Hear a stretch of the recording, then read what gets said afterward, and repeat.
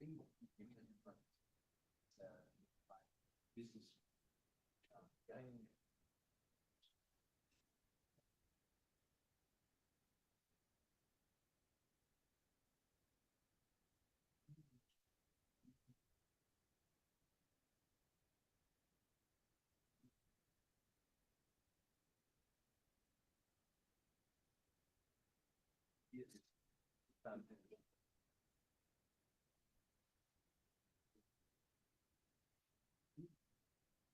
Yes.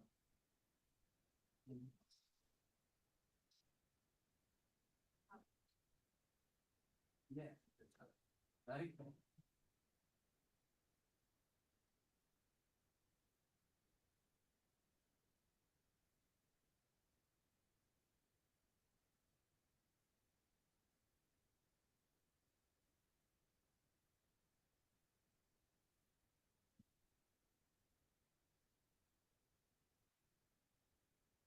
They were just finishing.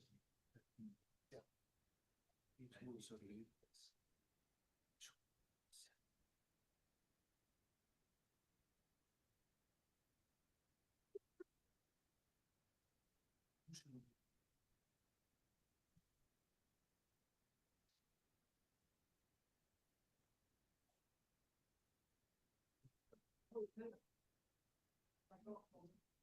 This is what you get in. One day.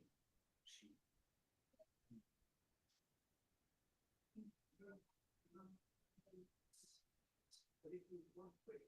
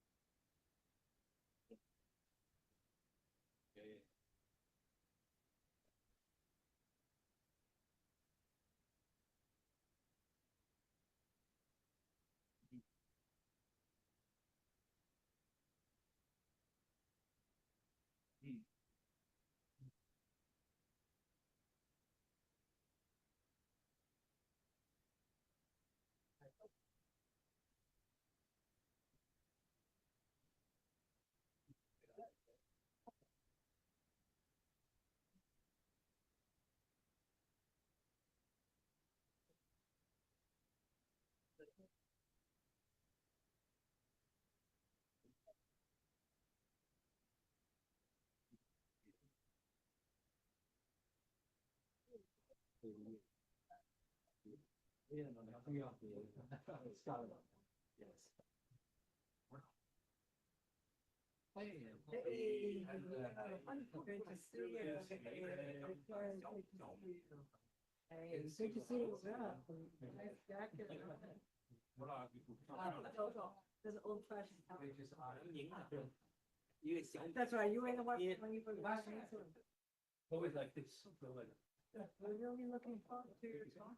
Yeah, yeah, and I think there'll be people tuning in online too, the live stream. Great. Thank you for great.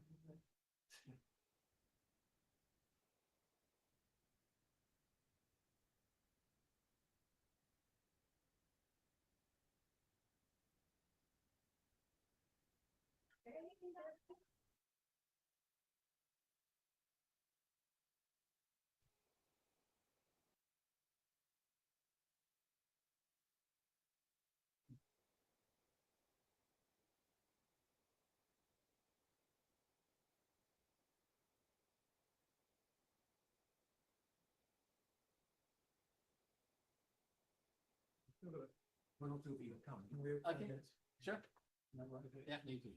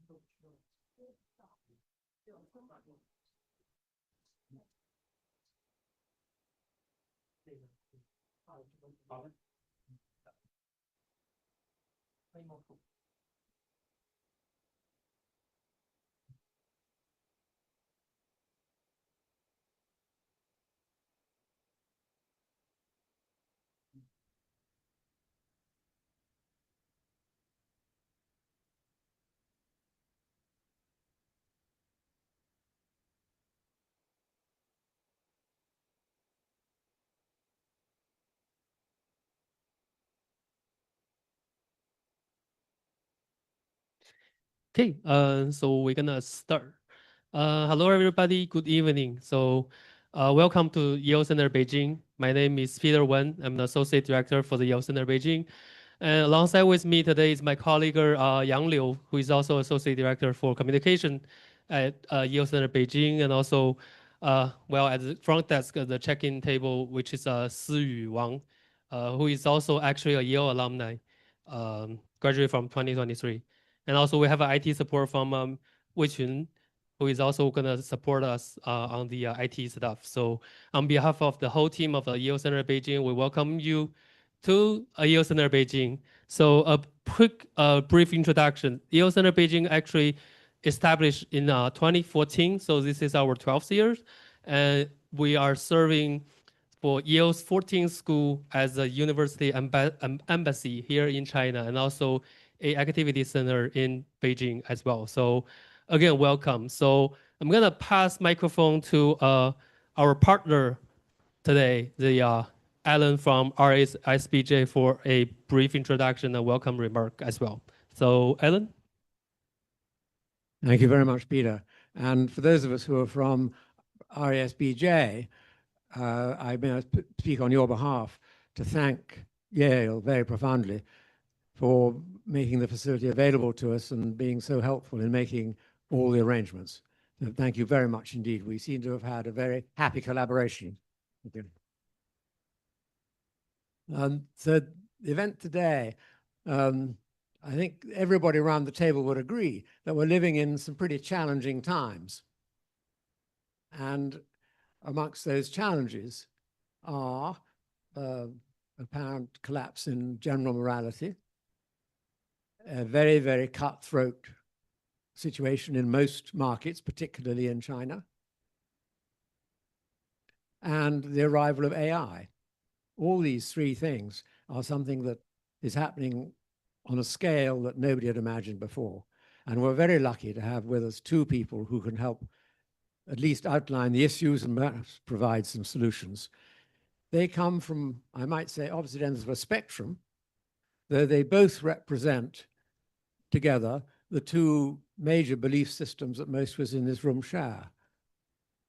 The belief system in the East, centered perhaps mainly on Confucianism, and in the West, centered mainly on Christianity. And I think it'll be fascinating to see how these two different points of view express the challenges that we're meeting. So please, I'll first ask Victor. Victor, I may mention, is a leading Zhejiang businessman. And if you know anything about China, you know that that means he is one of the top businessmen in China.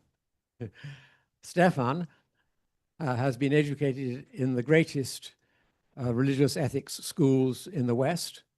And so he brings that very special expertise also. So Victor will maybe talk for maybe 15, 20 minutes, followed by Stefan, and then there will be time for questions. Victor will have to leave at 8 o'clock, but after that, we may be able to continue talking for a while if Peter allows. So, Victor, over to you. Okay. Thank you. Thank you, Alan. Good evening, everyone. It's a really great pleasure for me to today have a dialogue with Stephen. I'm a much more just like from practical perspective and a Chinese perspective. Over the past 40 years, I really mainly in the doing business and a few years in the school. To me, today is really we're facing a new challenge. We try to explore a new, we call unique intersection. That is the ancient wisdom of Confucianism and the cut edge, particularly the world of artificial intelligence.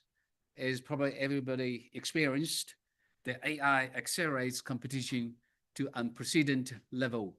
We are facing a great new challenges which may not come across before. So today I'm trying to really introduce a strategic framework based on the Confucian's virtues to navigate these new challenges. And meanwhile, whether we can possible to foster what we call harmonious competition. So this is a very big topic, but I'm trying to really focus on the key 5 we call constant virtues. Briefly, today, in sense, our core idea try to really simple, but yet powerful. That's ancient Confucius virtues are not relics of the past. In fact, it's a very practical toolkit for AI ages. We will try to explore how these virtues can help us resolve the business conflicts and also more effectively and guide AI transition responsibly. The key takeaway, really, we can integrate these values. It's not just an ethical issue, a choice. In fact, it's a strategic one, build trust and a sustainable competitive age. So here in our Chinese really Confucius values, it is critical for us how we can overcome such a core challenges.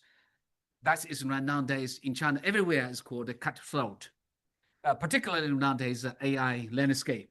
You will see in China so many AI models today and tomorrow on the way on the lines. So in such a rapid advancement of AI, that's really bring us incredible business opportunity, but also feels intense conflicts. It creates ethical, really dilemmas, and even erode the mutual trust.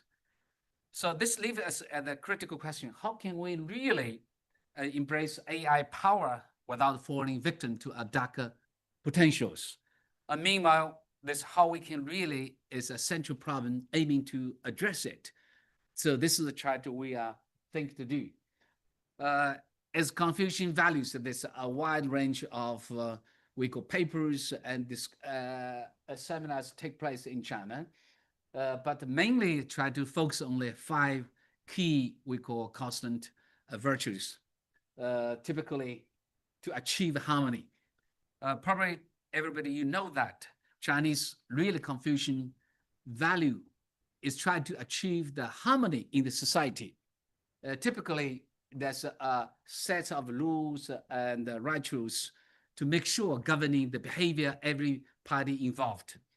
So this is really not going to eliminate competition. In fact, try to make the competition constructive.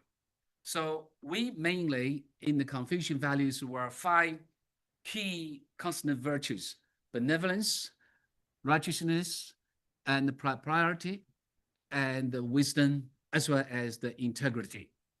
So we can see that these abstract really concepts, how can we really make a practical tool for governing our AI, as well as our conflicts resolution? So to me, it is a very difficult and challenging job to cover in such a short time. But I can say that in Chinese, every people in the Chinese culture know very well about the 仁义礼智信. That's really the first point. Meanwhile, what I try to do, I try to really to cover the 5 key constant virtues, how to integrate this AI governance. So the first really is about, we call the righteousness. Okay, first the benevolence. Benevolence is really, we could try to prioritize the well-being of all the party involved. Not really as a one-party win. The traditional conflict resolution often ignores broad, we call ecosystem. With AI, we can right now to map the impact of decision on all stakeholders, from employee to communities or even supply chain or parties. So what we try to do was try to use and apply benevolence, try to reduction to reduce the harm. So such a mindset we can really practicing in our real life. So we can traditionally try to shift from the traditional or even sometimes a battle to a much more relational solution. So this is really try to maintain such a key area of harm reduction. The second is real righteousness. The righteousness, of course, we have to know is setting red lines. That is profit cannot cross. Sometimes, yes, it's profitable, but not necessarily is right things to do. So in our business community, often we are facing such a dilemma. But most of the business community, we try to pursue the profits always first. But so sometimes this gives really, we as a business people, think about our 良知, that's what the conscience is. We have to be sure and judge what is right, what is wrong. So sometimes we have to establish such a non-negotiable boundary. So to apply righteousness filter to all decisions. Sometimes we have to invite an independent, we call ethical committee to enforce these standards. This is also not only will protect our company reputation, but also social license to operate to maintain sustainability. When we talk about after that's really benevolence and righteousness, much more important practically is we call the priority. This is really about a structured process, a digital righteousness to manage the disputes. Sometimes unstructured process quite often leads chaos. I think nowadays in the United States or Donald Trump is really not leading to the war, the chaos. It is really nobody knows what is really structured process. People give us a very difficult to predict what will be happen. This is what similar happens in our AI era times. So by formalizing step-by-step mediation process or embed it into as AI supported workflows, we can create and forecast what happened in future next time. Meantime, we can really establish a mutual trust. So this will be reduce emotional escalation and keep everyone focused on finding a solution. After this more run on, so what is wisdom? The wisdom, of course, not really looking for short term at this moment. We really have to beyond the short term, you have to show the long term. Today, sometimes a win-lose, today can become a really lose-lose tomorrow. A lot of cases when I really dealing with the Westerners, they either always using zero-sum game. Once you have a zero-sum game, the other party loser, they will find a way to take revenge. So there's a vicious circle going on. So that's really what happens. Nowadays, AI can really give a very powerful tool for wisdom by simulating all different possible long-term outcomes. So that model can be really impacted in future, like a short-term, what a game we made, at the same time, company reputation, and meanwhile, all those intangible assets. So this will help our decision makers see a big picture and choosing sustainable and a win-win solution for our business community. So after this, really, we call their wisdom, but need is the fifth really virtue is the integrity. The integrity, of course, without trust, sometimes it seems to be all the parties a fairest outcome agreement has been achieved, but it's proving is meaningless because the other party, because in the black box, the information not shared by both parties, this is causing the suspicions. So a lot of times the trust we build is not easy, but could be destroyed. So in future, AI reports and even some of all these the trails for auditor can be also explainable or even verifiable. So such as transparency and the reliability, that will be form the foundation of really stable business relationship, particularly in the competitive environment. So I very briefly cover the 5 constant virtues.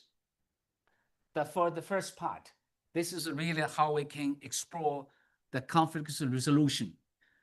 The conflict resolution is the first point, as I mentioned that this new challenger started first is conflicts of interest. So once we resolve the conflict of interest, then how we can go to AI really transitions. So next, really the level part, I'm trying to really shift how we can really from the AI transition to a harmonious competition. Sometimes really is our intense competition getting worse and worse. But the getting worse in competition does not mean really we cannot achieve harmony. So it is really we try to build a framework for respect and share the rules. That's the key. So the goal is try to win through innovation rather through exploitation. So companies sometimes foster this competing on value, establishing real industry codes of conduct, even embracing co-opetitions. Okay, so sometimes collaboration will really benefit everyone, and they try to really like fighting cyber threats together. So I think this will be a healthy market for all to go. Then to make this real, of course, we need to align really corporate AI governance with Confucian, we call that value. So this means we need to really beyond the basic guidelines. For benevolence, we have to mandate real impact statements, invest the AI for the public goods. For righteousness, empower ethical review boards with the veto power to make sure hold ourselves to a higher standard than legality. So this we have to make sure the governance always is maintaining according to 5 constant virtues. For the governance, of course, one of the key elements very important is propriety. This have to institutionalize value-laden rituals like a mandatory ethical reviews. For wisdom, of course, we need use AI itself for strategic forecast, what will be happen in future, and also from different culture perspective, see the different value system, and to see how we can really maintain the balance. But more important is integrity. So we make sure public commitments and protect the whistleblowers to ensure accountability. Nowadays, probably you know that in China, the Chinese government just fined to penalize 8 platform companies for those really black box. You know that is try to transfer the order from online to those unlicensed cake makers. So this is a typical way in that. So those using AI system to take advantage of ignorance of the consumers to maximize their profits. This is really is the one of the way to make sure the company to maintain the integrity.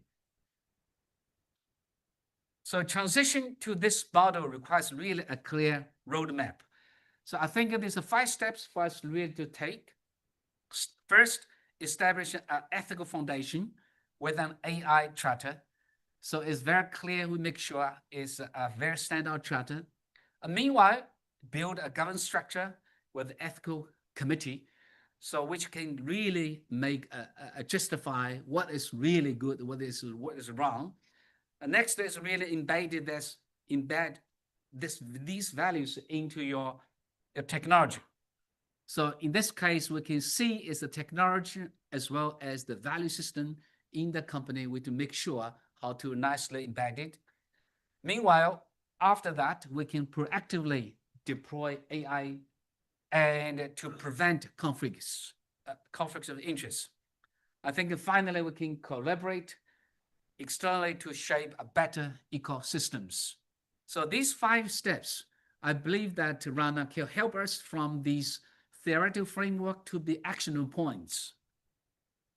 So I really just now is covered from the conflict resolution and then come to guide AI transition. So if we just circle back, really our initial starting point, that is how the Confucian virtues can help resolve conflicts by reframing them, setting ethical boundaries and the structured process. So we can provide a foresight and also build trust. To such a transition, we can really must build a governance and also around these virtues. So we design AI as a ritualized process and foster harmonious competition. So hopefully such a concrete implementation plan can be guided for the AI really arrow times. So in the end, we really can try to make sure as the core of transformation is changing our view of AI. Traditionally, AI is a tool for really revivery, but with virtues, it becomes an instrument of harmony. So by embedding these values, we think AI could in future serve the humanity and also a similar society in a great good. The outcome also just not a risk mitigation, but also a unique, lasting competitive advantage for those who lead the way. So today, I really try to draw a conclusion that AI is a challenger to us, but also our ability to overcome these such challenges also is possible.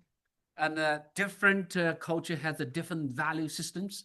Confucian's virtues, has provided a proving path. We can take really address for what these virtues can be utilized in our AI times. So I think nowadays, really, I try to recall as really 3 folds. Embrace this framework, take the first small step and try to test it, for example. Then someday, I think the future of AI is a choice, not only a choice, but also about a value we embedded. So we may choose our wisdom, integrity, as a harmony. So finally, I just as a conclusion, to achieve harmony, key 5 Chinese constant virtues should be applied. So this is really the starting point of Confucius. That has a benevolence and righteousness, propriety and wisdom and integrity. So these are the short, briefly share with you in China, we call it cut a brick to attract the jade, okay? I hope right now we can more about the discussion about area. Thank you.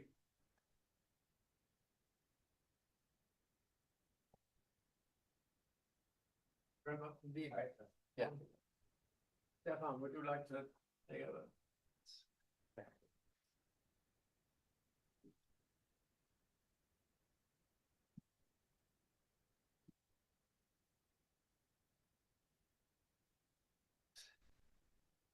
Okay.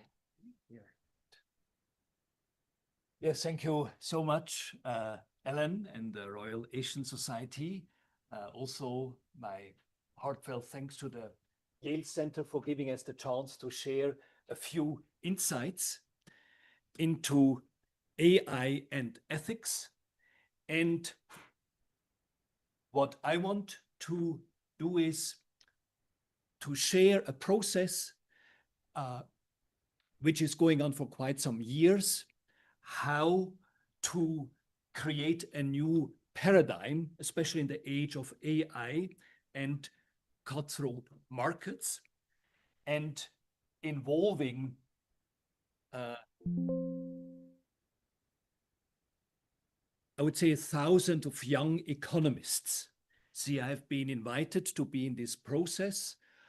There were also Nobel Prize winners, but the key drivers were young economists. So you may easily recognize this movie, I know movie specialists among you. So grossing about $400 million. So it's the Wolf of Wall Street. And I watched this movie on the one aspect. Is there any experience I'm not familiar with? Now dealing with a lot of case studies. So all this experience of the Wolf of Wall Street is perfectly familiar with me, I can say. So, and I was teaching in about 30 business schools. So the challenge is this really the dominant model? Or put it, maybe someone like Donald Trump is really the model for business schools?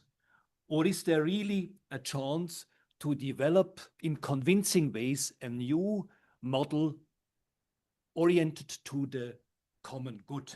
So that's what the challenge we were facing, and also recently traveling in different Asian cities like Manila, Tokyo, talking about if this is possible to share a new paradigm, especially with this chance of AI. That's what I also want to share.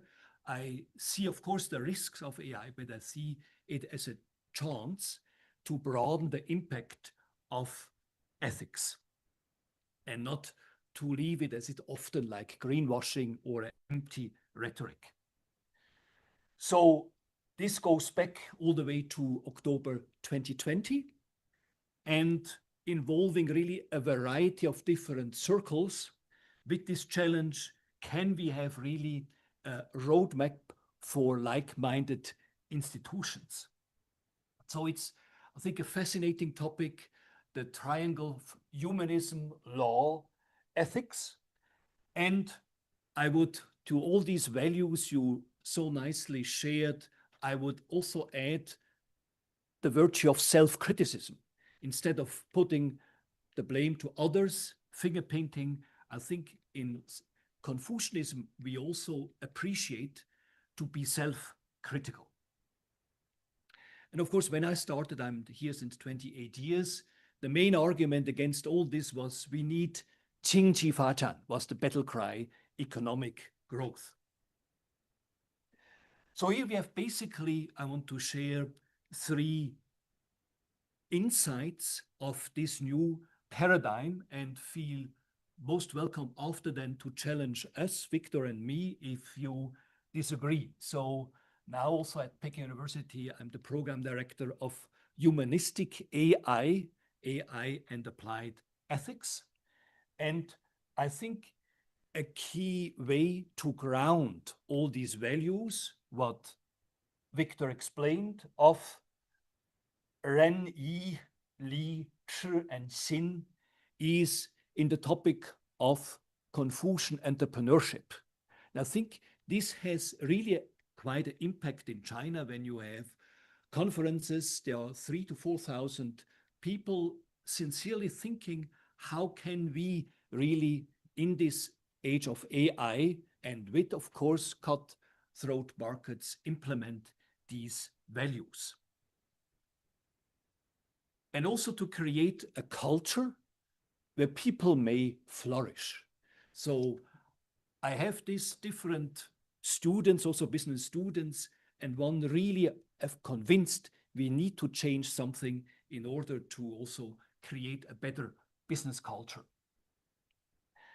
And here we have also the chance for different wisdom traditions.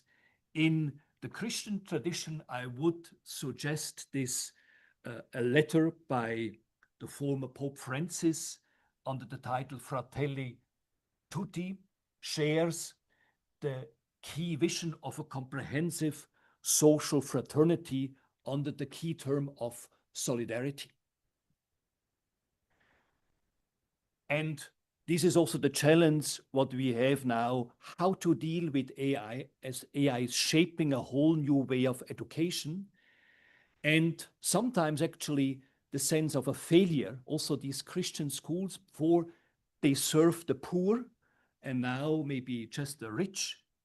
So I would say how we can cultivate a sense of solidarity and compassion about these people we educate. And for instance, one area of kind of influence on value system is from Christian and also, for instance, Jesuit schools. Take just when I come from Hong Kong. So most people would not be Christian, but the church has a lot of credit because the church has invested a lot in education. So therefore, even in the case of Jesuit higher educations, there's a research in these Jesuit institutions across Asia, they may have also an impact in changing a certain paradigm. And of course, it's grounded in the whole person development. The second one is the common good entrepreneurship. We were also struggling what is appropriate terminology, so I wanted to avoid capitalism because we have always this kind of ideological ring, and also to challenge people who usually come from privileged background to make a social analysis. That I think is a major challenge and also which can change the way to look at things. For instance, in Manila, there are excellent social exposure programs so that people who come from richer families have a chance to share the life of poor families. So, and I think this is just also a life-changing experience. A kind of model was the economy of communion by Chiara Lubich. So it's grounded in a Foucault movement, because also what we have to struggle with AI is just we are breaking up in very individualistic life patterns. Communion becomes just an empty word. And I think also friends I know in this movement, I think they have something to share. And obviously, it's also what we have to learn a lot from Islamic forms of communitarianism. It's also colleagues working among the poorest in Bangladesh. Also there, I would say Islamic finance is very developed in this economy of communion. And then also, I think the key issue is to share what we mean by human rights. So in China, I think there was the debate on the Renchuan and also what they put on the dignity. They say what you Westerners put on the human rights, we mean on the dignity. And I think also the key is to constantly refer to case studies, otherwise it also becomes empty words.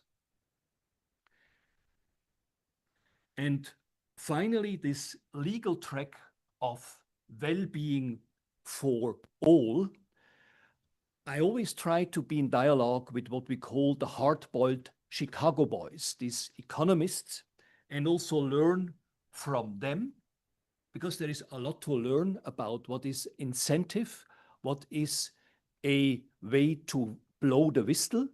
So for instance, what I learned from these Chicago friends is the advocatus diaboli. So when you really want to lodge a complaint, you need to have somebody in the board who is qualified to investigate about your grudges. So it's not just you want to denounce your colleague, but somebody could have actually the chance to voice his criticism.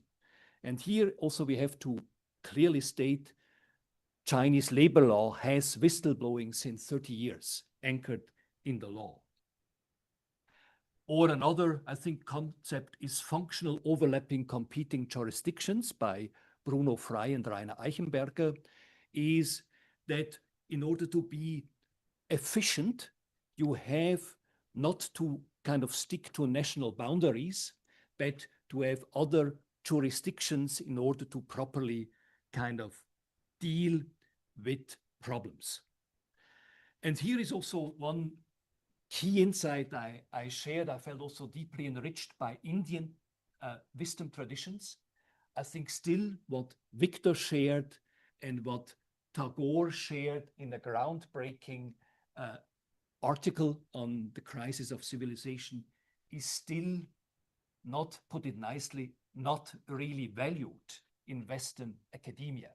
So I like to refer to Tagore, who I think was ahead of time when he argued that now it's the time of Asia, the Asian wisdom traditions. And I do think there is a lot to learn when we look for changing a paradigm, when we discern how to better use AI. And it happened, of course, to Tagore. After receiving the Nobel Prize, he kind of fell in deep depression because he felt people do not understand him. But now I think we have a chance to understand him also, this holistic approach to wisdom, and to combine it with management. So I leave it like this. Thank you very much. And I look forward to your questions and our debate. Thank you.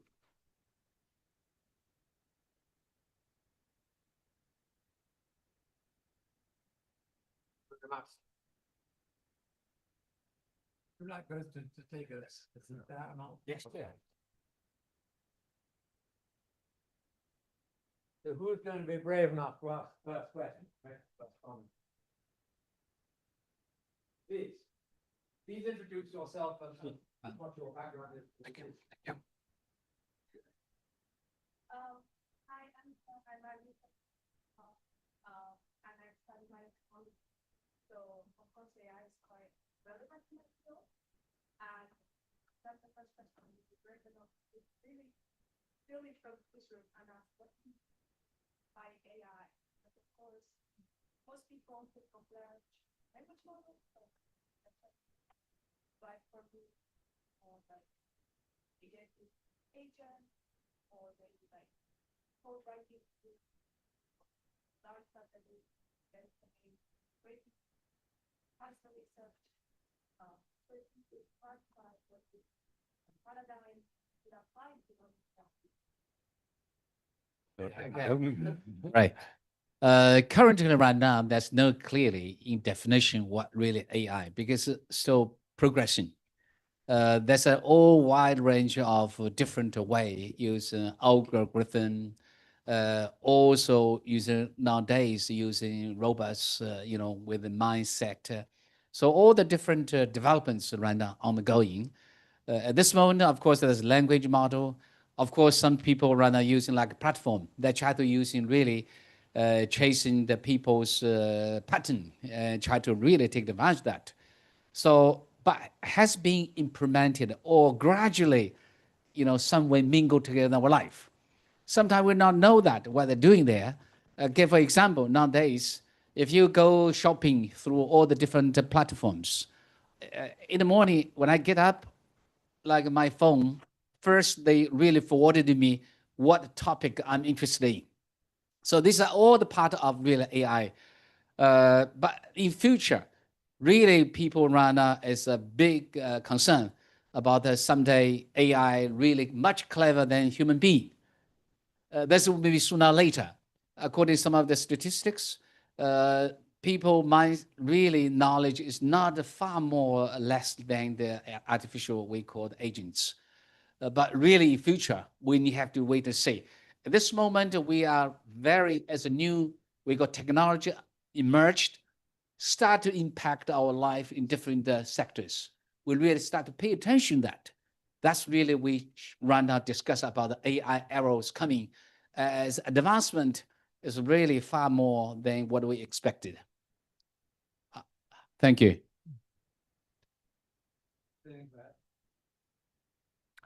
So for me, a landmark was 30 years ago when somebody, a philosopher, challenged us and said, can you imagine that machines behaving like human beings? 30 years ago, and we are looking at him and say he's a bit crazy, but that's now we deal with this kind of, yes, challenge, you know, so yes, or being AI much more than just a tool, but yes, a kind of human being also that you can get married with your AI partner. So that we have this case already as a reality, not just as George Orwell. So this, yeah.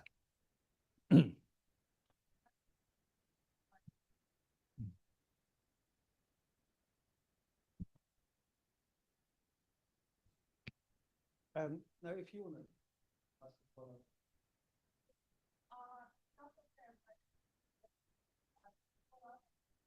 Yeah, the microphone.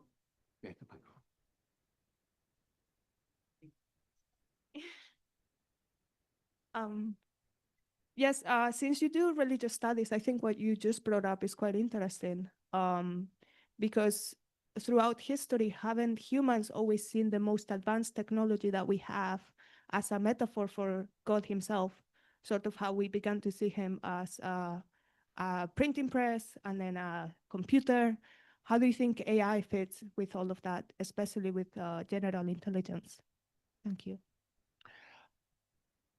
Thanks. So I think we have always had to deal with advanced technology. So I also actually think it's not just now recently, so it happened because, so that's for me always was a challenge, how to properly discern also with these advances in technology and to have a discernment.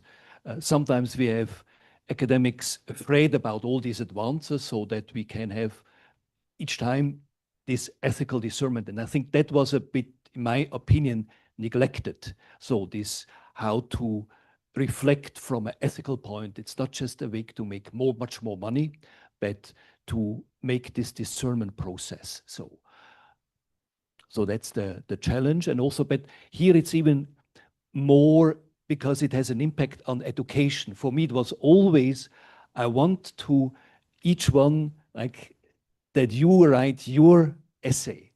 That was always my concern, but it's even tougher because just to push a button and then you have your essay. So this kind of whole issue of originality, which I think is at stake, how you can make this discernment and still kind of foster critical thinking. Because that's what I also want say as a real challenge. We have maybe the most manipulated generation. Also, we were just talking about these case studies of what those firms have been punished, how recklessly they abuse these kind of tools for manipulation. See, yeah. Thank you.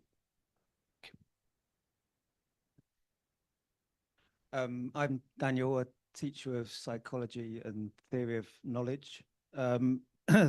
So as a teacher, I on the one hand, I find AI quite exciting.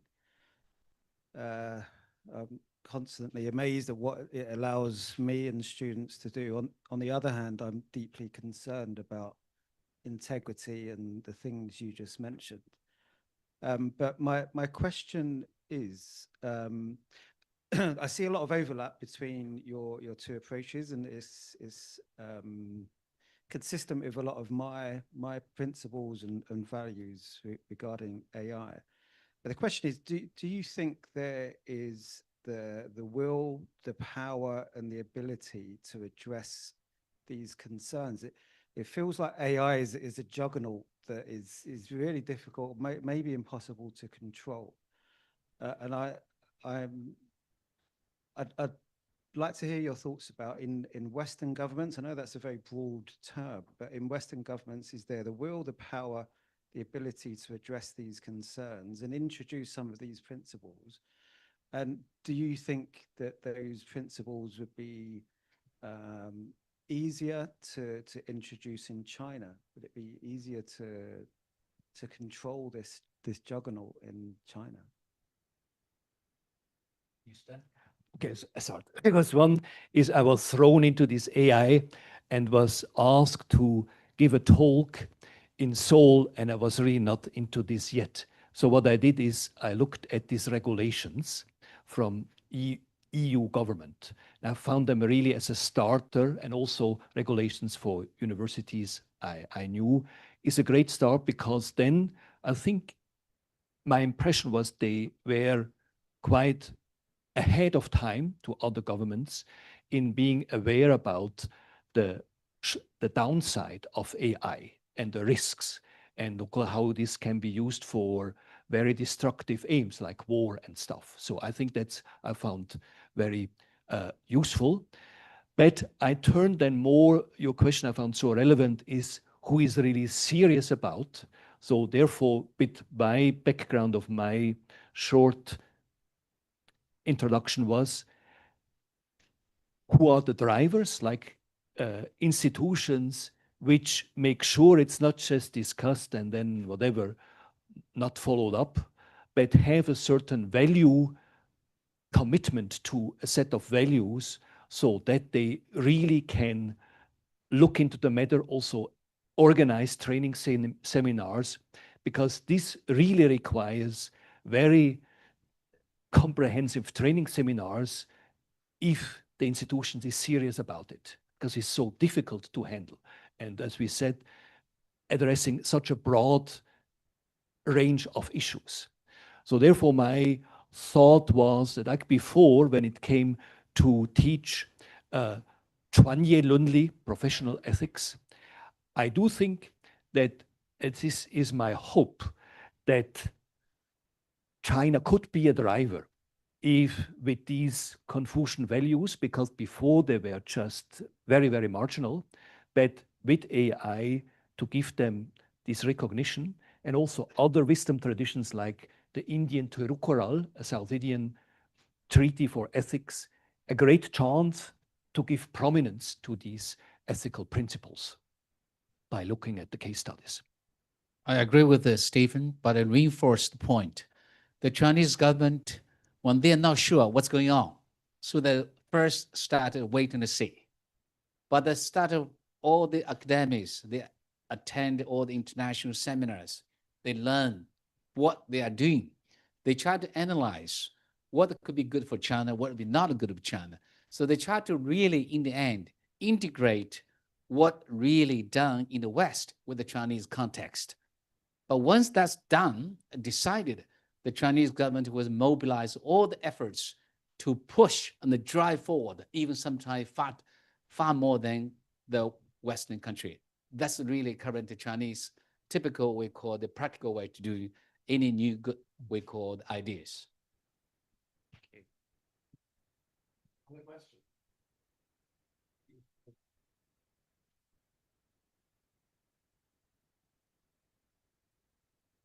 Thank you. I'm Vicky San. I work with Professor Offlin at the Peking University Applied AI and Applied Ethics program. As I just shared with Professor Offlin today, we have friends in the States. When they go through the interview, they have to make a choice. He's American Chinese. They have to make a choice that they need to pick up sides, basically whether China or the US. So we see this AI as the new nuclear tool for war oppositions. And in this zero-sum game, kind of Oppenheimer stage of life, and we see the victory, the pivot point of victory from the Oppenheimer's point of view is vain. And I really think AI ethics from the Confucian point of view can really contribute to a trustworthy dialogue between this AI big tech companies, both in the US and China. And I'm wondering from the perspective or your vision, how US-China can build up a common platform of AI ethics, and how we can build up trust from those AI big companies. Thank you. Okay. This is a really very good practical question. Nowadays, China, all those, the platforms, the companies, some of the key experts, they have some dialogue with the key, we call official in the government departments. They're also very concerned about what really potential, the risk or the challenges may bring by the AI current way. So they are very closely watch what happening in the Western country, particularly American, what they are the key academic, their research and also concerned. So when they come back, understand basic logic, some of the key we call the scholars or opinion leaders in the industry, they will get together to have a discussion in a privately first. And then gradually they're going to discuss it. This is a common issue. And meanwhile, some of the really, we call the senior clever guys, they have a very shortcut, we call the dialogue with the decision maker of the government departments. This can to explain to you, this is which I used to do in the past. Actually, in the past 40 years, I'm doing the environment business.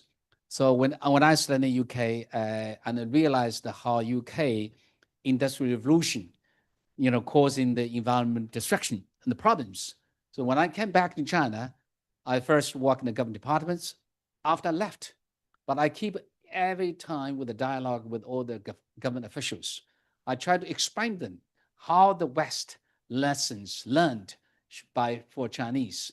So what we can learn, we try to translate a lot of what we call the Western technology and also capacity building, including legislation and also the roadshow. So we encourage Chinese, a lot of scholars to study overseas in the UK.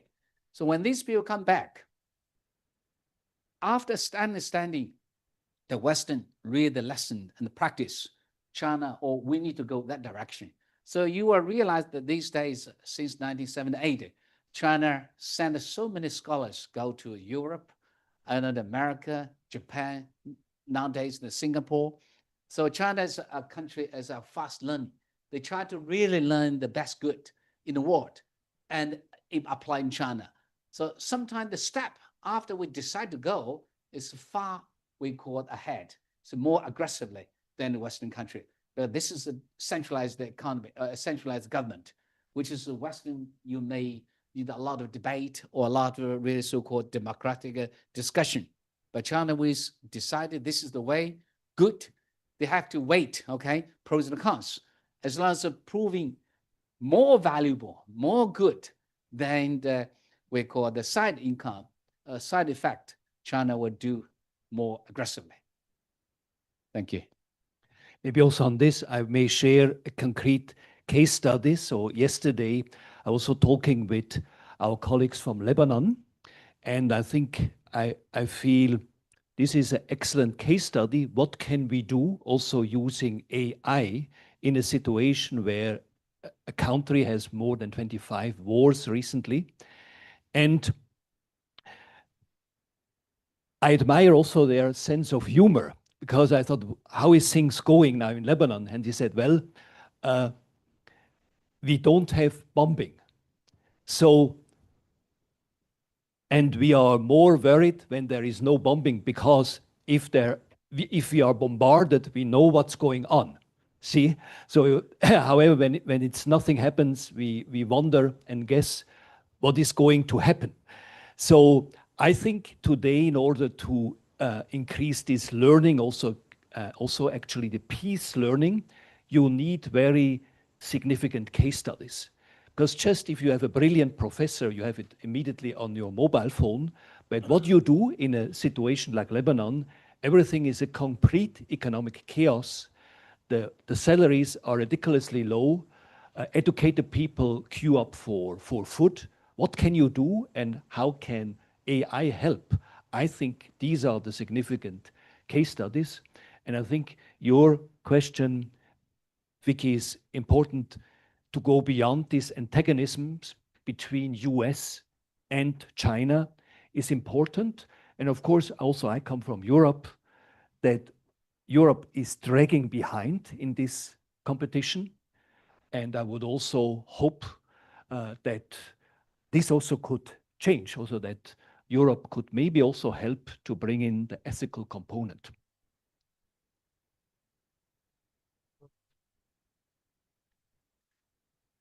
First of all, good evening, everyone. My name is Jimmy. I graduate from McGill University in Montreal, Canada.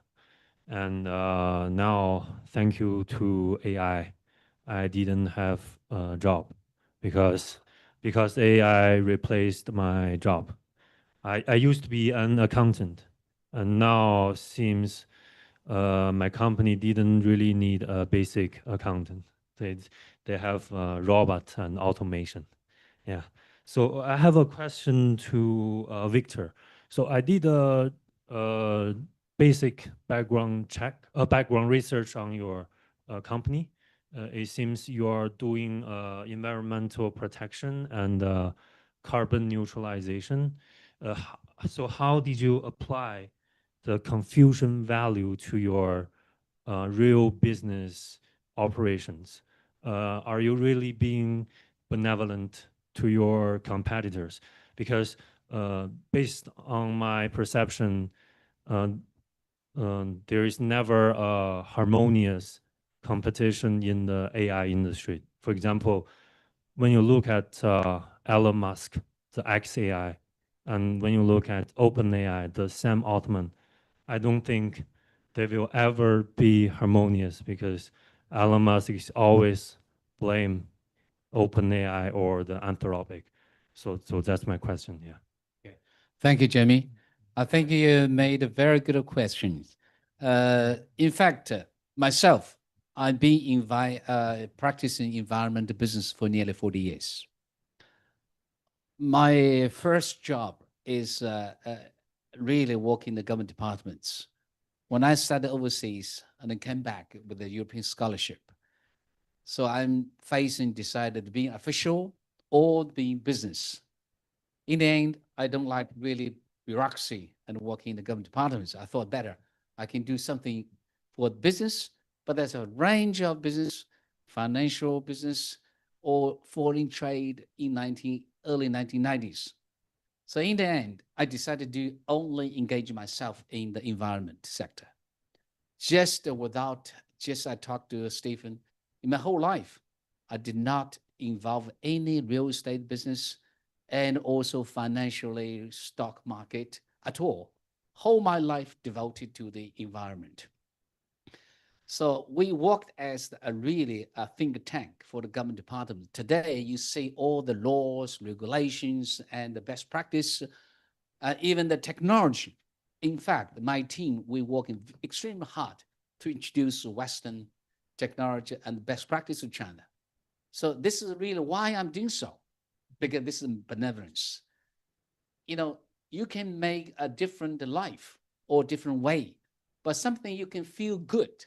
And whole life may not as really profit driven, but something so value driven. This is really benevolence. You have to do something good for good being for the whole society. When China in early 1990s, economic developed very fast, but environment also worsening. You can see no clean air in Beijing, and also water is contaminated even nowadays. Right now we try to clean the water, and also the destruction of all those, the grass, you can name it everywhere. This is what happened in UK. So what we did is how can really learn the lesson from UK experience as quick as possible. We did first is capacity building, help the Chinese government departments, all 6 different departments who are involved in the directly administrating the environmental impact. We send them to the UK for training, to expose to them all different the lessons in the West they have learned. So when they came back, I walked them then. It's really provided a lot of new ideas from all different, from Germany idea, American idea, or all different, the best idea in the world. So we try to give them real advice, what China should be developed. That's how China experience today. So this is the reason why I say is you need to really, I'm facing a lot of dilemma. One side, that's a big, we call the profits you can make. On the other side, really you have to stick with your own value system. So in us, we have to really balance how we can really a way in Chinese really we call Buddhist, doing something subjectively good for the society, but because you're good to the society, you return to you financially, this objectively. This is what I'm doing for 40 years. But now the second question about there's no communist competition. You're right. This is the challenge of a human being.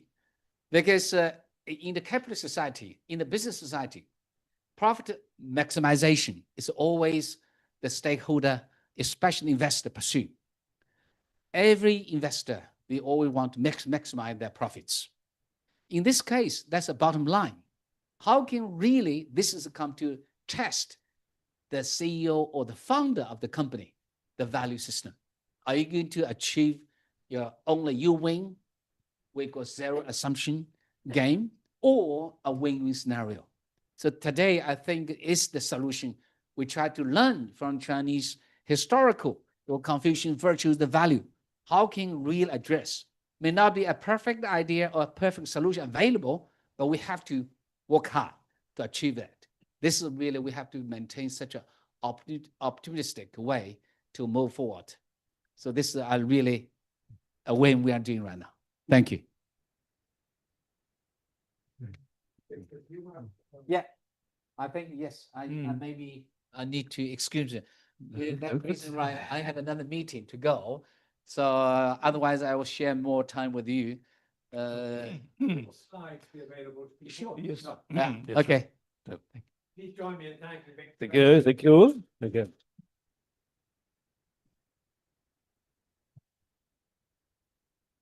I saw man in the yellow sweater being raised. The next question. Next question. See, and actually what we have also in Peking University a platform, so concerning also resonating with the question of Jimmy, to have a true platform of listening to each other. So we presume most people, they are not grounded in any of these religious traditions, but they are open to consider how for certain issues we will find very inspiring answers. And again, my perception was we have not yet fully kind of explored these traditions. We have the plan also from a Taoist specialist also to dig more into AI and holistic approach to medicine. See, to medicine, Chinese medicine from a Taoist, actually a Western Taoist specialist. So to look into these also texts, or I like to share is actually Christian CEO in Mumbai. He said self-critically, they faced also this infighting, so in their staff, and he invited his staff to read wisdom texts like Taoism, Buddhism, and he claimed that brought the team together, which was also stuck in some infighting. But so there is a great potential I found in digging into these wisdom traditions.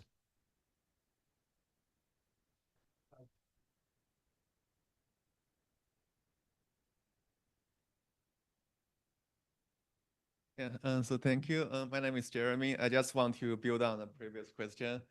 So my question is, how do you perceive the role of the school of Fajia in this AI landscape? Basically, I think the thoughts promoted by the Confucianism is very good, 仁义礼智信, but actually not everybody is gonna abide by the law, abide by the good virtues from the Confucianism, right?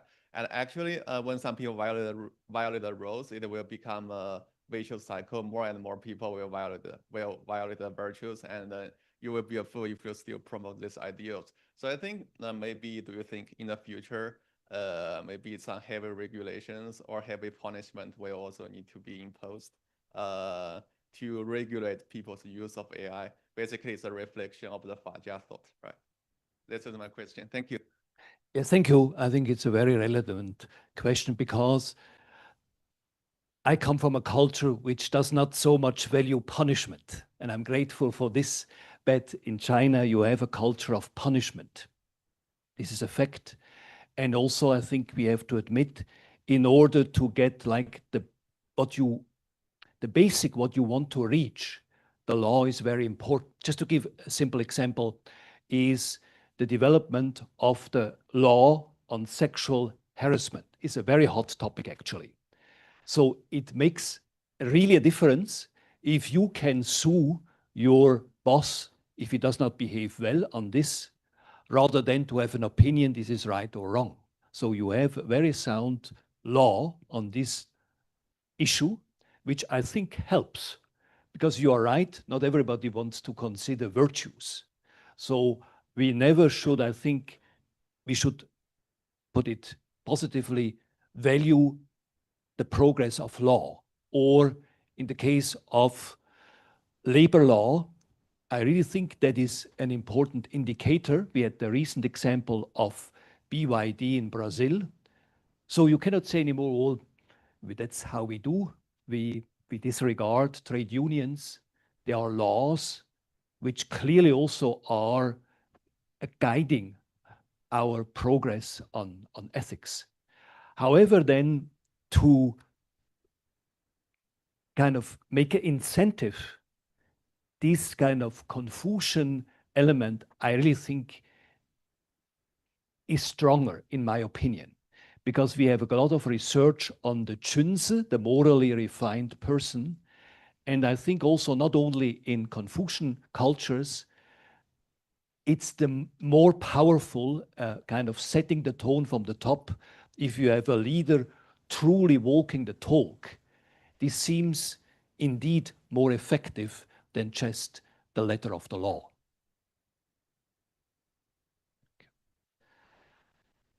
So,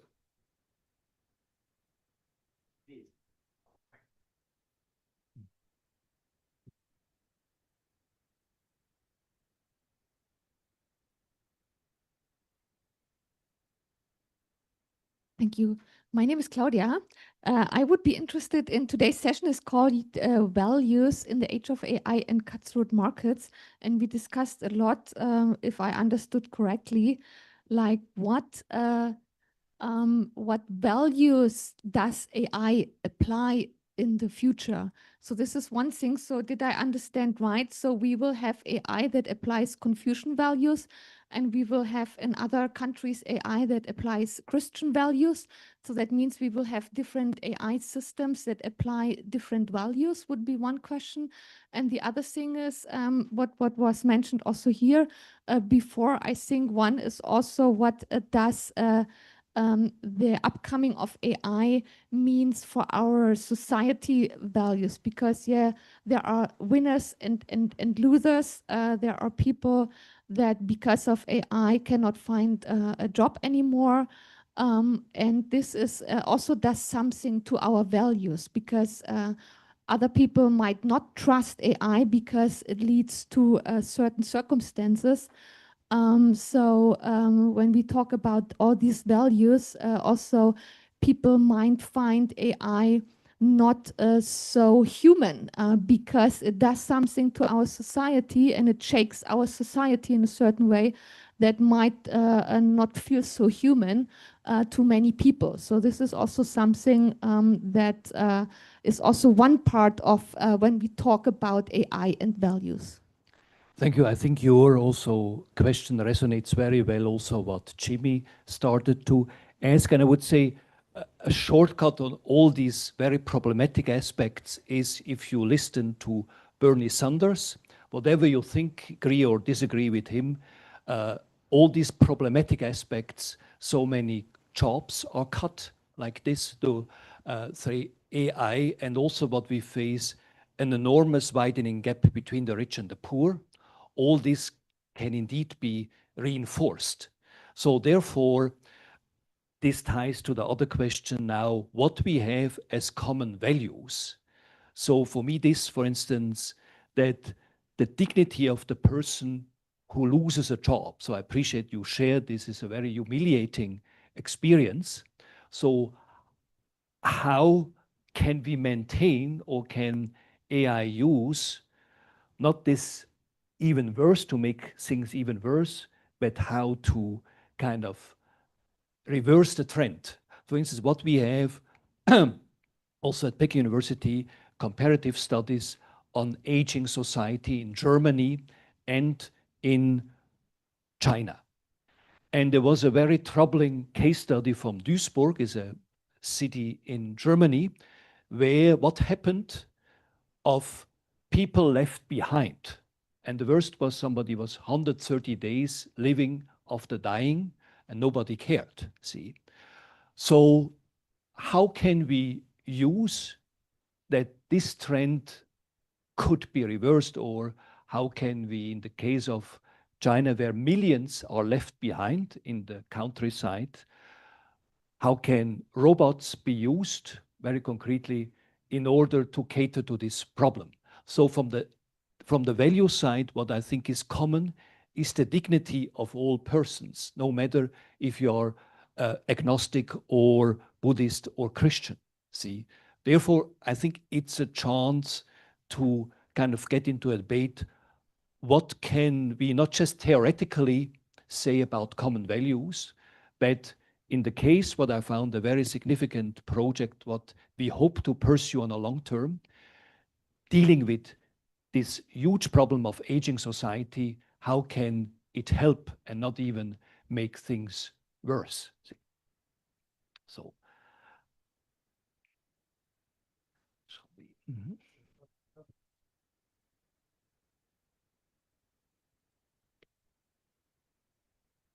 Hi, thank you. My name is Anna. I have, I suppose, two questions. One, a clarifying question. The notion of having like a Confucian charter for AI is, to clarify, is that more an idea of sort of similar to how Anthropic recently published their constitution for Claude, where it's sort of like a system prompt that governs the way that the AI itself is supposed to behave? Or is this more sort of like a legal document that governs the way that individuals and firms should be using AI? Because I wasn't quite sure from the presentation which one you're proposing. And my second question is perhaps more of a provocation, but I would like to hear your thoughts. I take issue generally with the idea that AI is the reason that someone lost their job. The Guardian recently published a brilliant article on the girls' school in southern Iran that was bombed on the first day of the US-Israeli war on Iran and Lebanon. And for 2 years in the genocide in Gaza, we've been seeing also AI targeting systems being used for producing thousands and thousands of targeting decisions. And there, after the girls' school was bombed, there was this discussion that Claude itself was to blame, a large language model was to blame. The point of the Guardian article, and I recommend that everybody read it, was that actually it wasn't a large language model that did it. It was actually another form of AI, which speaks to the question that was asked earlier over here, that we tend to think of AI as only being large language models, but actually there's many different forms. A large language model can't bomb a school. And in fact, neither can an algorithmic targeting system. It can't bomb a school. A human being needs to press the button. And an AI can't fire an accountant. A human being needs to fire the accountant. And I actually work for an AI company training AI, and frequently I'm getting sort of like prompts that I'm supposed to evaluate the response to, where it says I'm an HR executive and I need to send an email. Should I fire this person? And ultimately, it's the decision of the person who's using that model to copy and paste the email and actually send it to the person or not. So I guess it speaks to my first question also. Are we discussing a system prompt that's supposed to govern the way that the large language models are trained? Or is it a legal document, a political document that's supposed to govern the way that human beings are supposed to use these technologies? First, of course, I would have loved that Victor would have answer to this question, because he was developing this in his presentation. What I just want to share, what we want to attempt, because we just started this project at Peking University, is to create a platform of dialogue between scholars and AI practitioners. So because sometimes we are now in the world of tribes, you have the tribes of scholars and then the practitioners. But for this, I think we need a new dialogue of this. That's what we want to offer in view, also to, yes, create a new legislation. So what I was referring to, like we have the EU legislation on AI, I was referring to, and then you have the universities developing guidelines how to deal with AI. So, and I think this is a process so that this could be useful then for different stakeholders of society. See, so that's what we hope. I also want to make appeal. I wanted, for instance, to invite the scholar, and he admitted, look, I'm really not too much into AI. So we have all kind of a learning process. So where we have kind of listening to each other and then define kind of guidelines which may be useful, see, for. Thank you. If not, I think you've taken up enough of your, not, is there a question? Yeah. Go ahead. Good, yeah. First, I want to thank Jimmy for pretty much addressing the elephant in the room for young people here, because it's certainly a concern of my friends and I. And then I also want to follow up on Anna's question. I'll also bring up an example. I came across this company called Objection, which is becoming quite popular in the US. And basically their mission statement as a company is to help with conflict resolution. So especially between journalists and CEOs. And what it does is it pretty much tells you this is what the truth is. And obviously this raises a lot of big questions about who owns the truth. How can you implement all these values about harmony when so many of us are left out of the conversation? And this is just owned by 5 to 10 large companies, at least from my impression. Obviously, there's smaller startups as well. But when we talk about companies as though they can do things from the goodness of their heart, it does raise the question, can they have a heart? We are really humanizing big corporations, but at the end of the day, it is a human who's pushing that button, firing that employee. And I suppose my general comment is that, but my question would be, at which level do you think we should implement regulations and guardrails? Should it be the CEOs that are held accountable, or should it trickle down to daily processes and guidelines we should follow as humans? Thank you. Thank you for challenging me with these questions. So maybe also for your previous question, we don't just start since a couple of years. For me, bringing people together, also addressing your example of the southern Lebanon, that's for me very close to my heart. And that's what I want to address, these very complex issues, is we are now in a very divisive situation, and AI may even enhance this situation. See? And for me, why I keep a close eye on Lebanon is actually 40 years ago, also a friend went to Lebanon and wanted to bring all these different factions together, see, after a massacre on the Christians.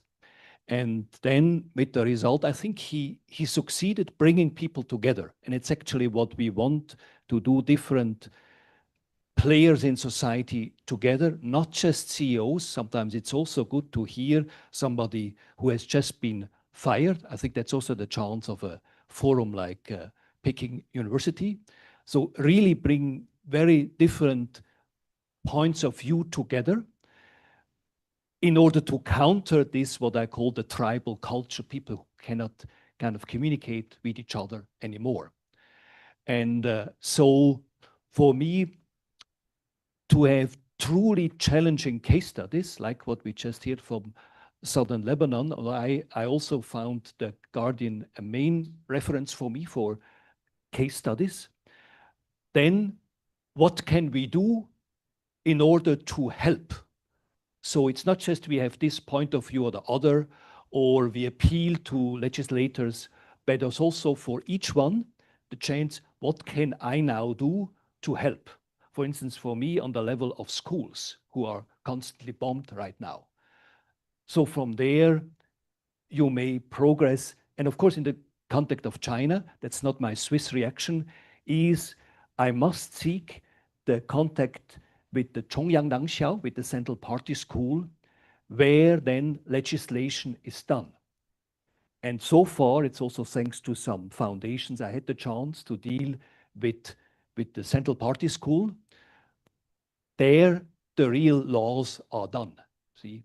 But on the level of universities, I think to have some programs, and especially now, people facing the reality of war, how brutal this is, but also what you can do. This is the project also what we have now with food in Lebanon, where people hunger. I think from there, you get the tools also how to then ultimately, of course, improve legislation, but also to inspire people to learn the complexity of a cultural situation.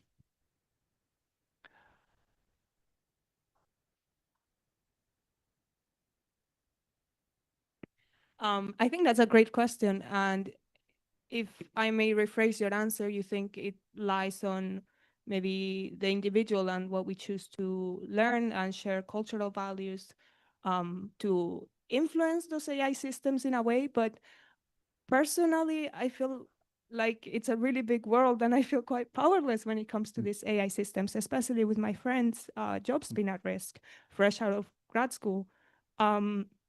So I guess my question to follow up is, what can the people in this room do, like, really, when it comes to applying these values to our use of AI, especially if I don't intend to go into policymaking or journalism or, you know, go to Lebanon to help in a school? What is some more tangible day-to-day things we can do? Thank you.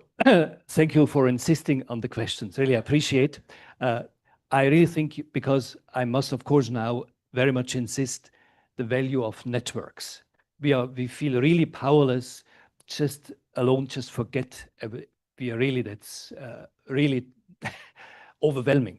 So what I also was actually wanted to share is importance, how we really, even in this situation, can learn from each other.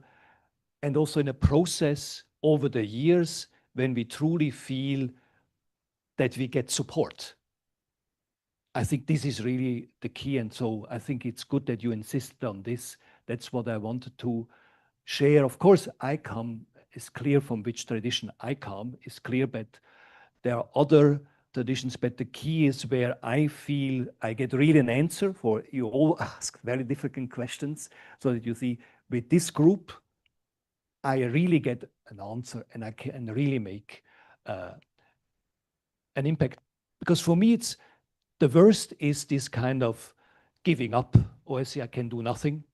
That's what I always learned from very in Mumbai, where somebody who really, I think, made a big difference said, the worst is if we declare as helpless and we go on being helpless. So to be hooked up to connect to networks, I think that's really the key. I think with this, we can, I think, appropriately maybe conclude, if you agree, Alan. Well, this is a topic that could go on forever. And it's going to get more and more intense as AI develops in different directions. But I think that, Stefan, thank you very much indeed for having fielded it all yourself solo for so long. Steve John. Thank you. Thank you very much. You are really shared to face so many really good and difficult questions. Thank you. On behalf of RSPJ, I'd like to present you with a journal from the Royal Asiatic Society as our gesture of thanks for having Thank you. taken such Thank you, wonderful- Alan. Yeah, taken all those questions so gracefully. Thank you very Thank much you. indeed. Thank you. And the question that is going to come up, hasn't yet, is the classic question of who is going to guard the guardians? Who is going to determine who does make the laws? And that is a question that strikes me, hasn't been publicly discussed as much as it needs to. And maybe that'll be something we'll be able to talk about at another event. Meanwhile, thank you everybody for coming out. Look forward to seeing you at some of our next events. If you're from our SBJ, we've got more events this month. We got a dinner, Hunan dinner this weekend, and we got a discussion of a wonderful book about Chinese people who went to America here, also in the Yale Center on Tuesday of next week. And then we got a full program in May. So I hope you'll stay tuned for that. Thank you all very much for coming out this evening. And please thank you, Yale, for having made it all available to us. Thank you, Peter.